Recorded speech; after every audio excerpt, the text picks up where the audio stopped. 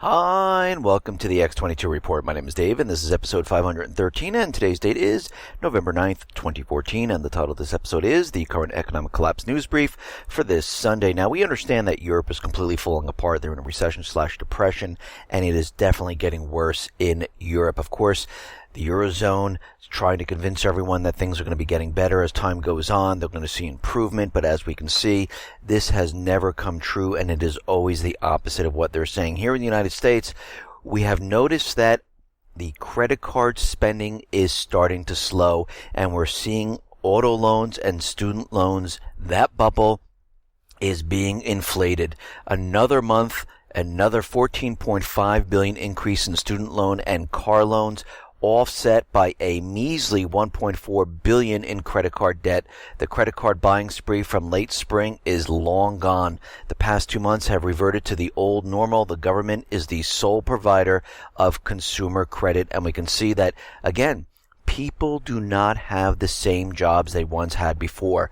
Right now, we understand the unemployment come down to 5.8%, but that is completely meaningless because they're replacing these fantastic good jobs with these terrible, low-paying jobs. And we can see most of those people who are getting laid off right now, who cannot find work, they are taking part-time work, just trying to make ends meet. Some people are taking more than one job because they just can't find those same exact jobs, making that same exact salary, and it's getting harder and harder for people.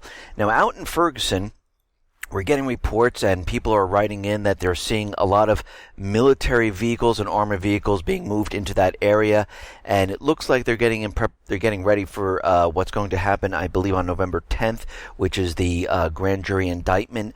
And right now, it looks like the police officer will not be indicted, so it looks like Ferguson is getting prepared. They're nervous that there's going to be rioting, and again, there are experts out there saying that if this goes down the way they think it's going to go down, we're going to see something like L.A. when Rodney King verdict came down, and we're going to see riots just like that. And we're going to have to watch the situation very, very carefully, because we know that there are outside agent provocateurs that come into the city.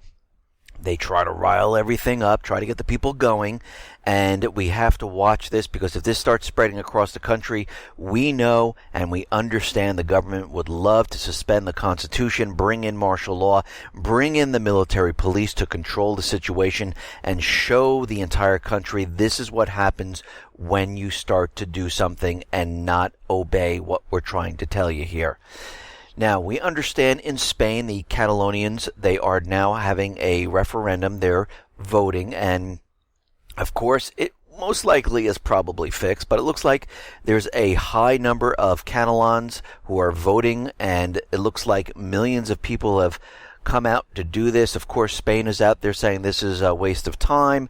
It's meaningless. It doesn't really mean anything, and we have to remember Madrid sent military units out to this area just in case something should go wrong in that area.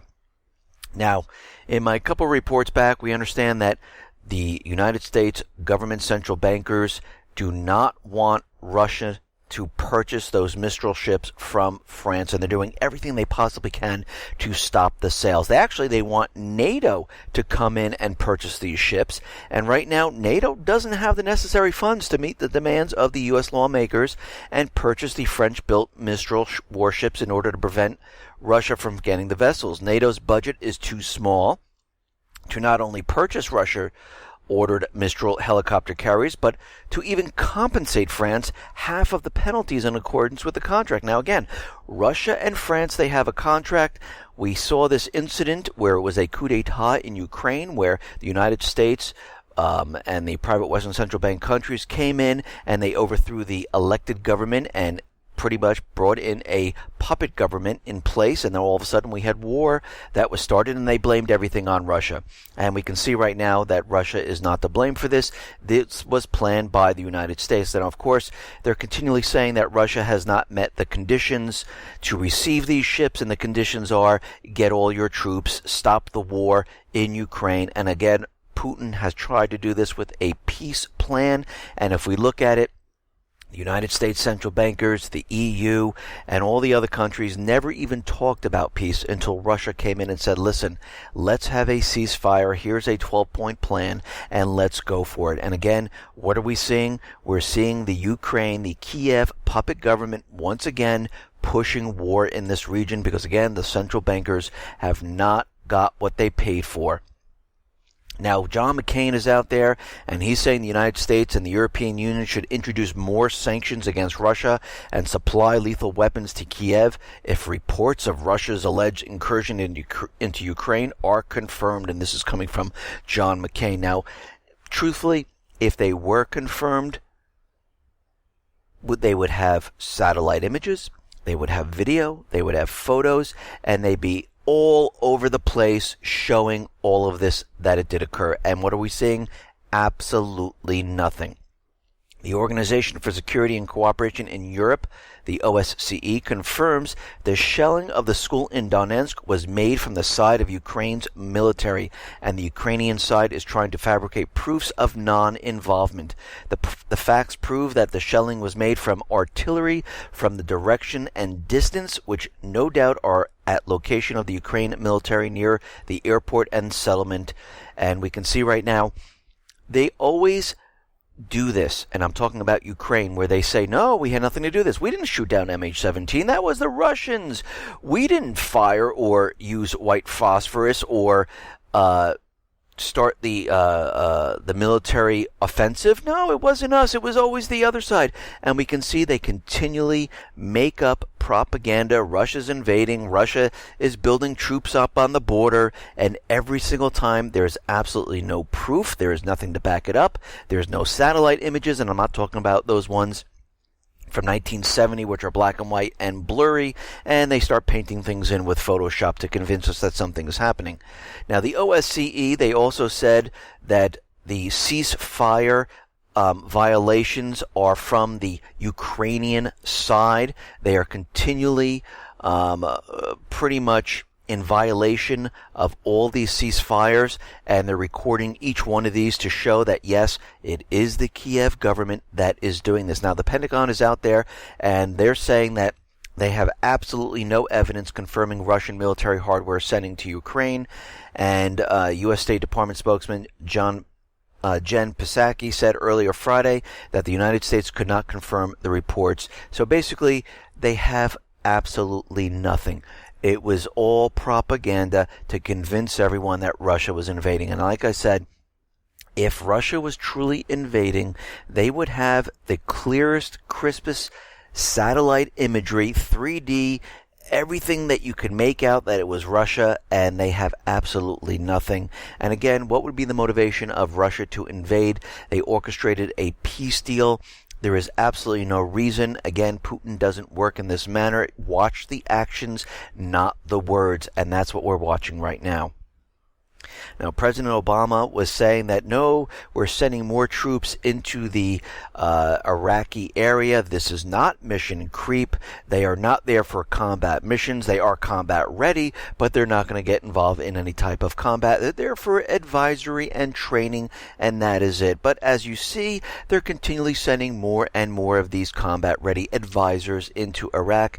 And before you know it, what's going to happen is we're going to see this number increase, probably double, triple, because they are getting prepared for a force to arrive in Iraq, because they took over that air base in Iraq. They set up a division headquarters, and you can see that, yes, this is definitely mission creep, and everything these government officials say is always the opposite. Now, the Deputy Chief of Staff of the Iranian Armed Forces, Brigadier General Masoud Jazari, has said that the U.S. so-called coalition against the terrorist group, the Islamic State, is a complete lie, as Washington supports the terrorists. In a criminal move, U.S. and the so-called coalition forces have sent fresh arms for the surrounded terrorists of the Islamic State in Julala, said the Brigadier General, noting that this was not the first time that the U.S. has armed the Islamic State terrorists.